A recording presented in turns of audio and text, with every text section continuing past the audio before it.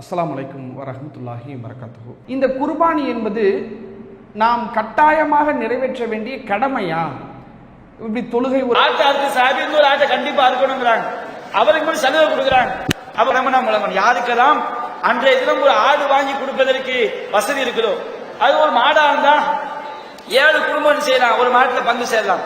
ஒரு மாட்டுல பங்கு சேர்ந்து கொடுப்பதற்கு சக்தி இருக்குதோ, அவங்க கண்டிப்பா குர்பானிங்கிற வணக்கத்தை அவங்க என்ன செய்யணும், நிறைவேற்றி ஆக வேண்டும். இது மார்க்கத்தில் ரொம்ப வலியுறுத்தப்பட்டு, அதனால குர்பானி எவ்வளவு ஒரு கட்டாயமான கடமை நாம் வழங்கணும். யாருக்கெல்லாம் அன்றைய தினம் ஒரு ஆடு வாங்கி கொடுப்பதற்கு வசதி இருக்குதோ, அது ஒரு மாடா இருந்தா 7 குடும்பம் செய்யலாம். ஒரு மாட்டுல பங்கு சேரலாம். ஒரு மாட்டுல பங்கு சேர்ந்து கொடுப்பதற்கு சக்தி இருக்குதோ, அவங்க கண்டிப்பா குர்பானிங்கிற வணக்கத்தை அவங்க என்ன செய்யணும், நிறைவேற்றி ஆக வேண்டும். இது மார்க்கத்தில் ரொம்ப வலியுறுத்தப்பட்டு, அதனால யார் இந்த துணிமணிக்கு 5000 ரூபாய் செலவு பண்ணி குர்பானி கொடுக்காம இருக்கிறாங்களோ, நாளைக்கு அல்லாஹ்ட்ட பதில் சொல்லணும். ஏன்னா குர்பானிங்கிறது கடமை இருக்கும் போது, வசதி இருந்தா கண்டிப்பா கொடுத்தவனும் போது கொடுக்காம தான் என்ன செஞ்சணும், பாவம் ஆயிரும். அதனால யார் இந்த துணிமணிக்கு 5000 ரூபாய் செலவு பண்ணி குர்பானி கொடுக்காம இருக்கிறாங்களோ, நாளைக்கு அல்லாஹ்ட்ட பதில் சொல்லணும். ஏன்னா குர்பானிங்கிறது கடமை இருக்கும் போது, வசதி இருந்தா கண்டிப்பா கொடுத்தவனும் போது கொடுக்காம தான் என்ன செஞ்சணும், பாவம் ஆயிரும்.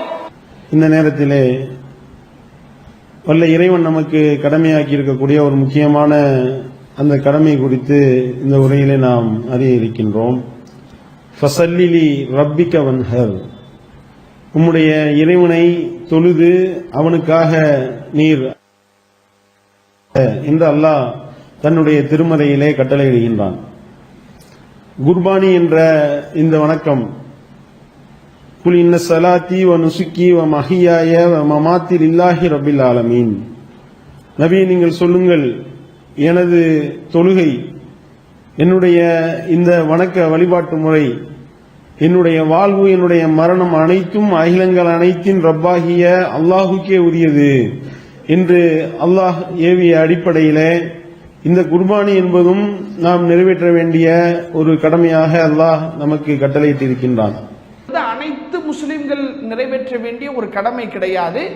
மாறாக அதற்கு சக்தி உள்ளவர்கள் நிறைவேற்றக்கூடிய ஒரு கடமையாகத்தான் இந்த குர்பானி என்கிற ஒரு விஷயம் நமக்கு சொல்லப்படுகிறது.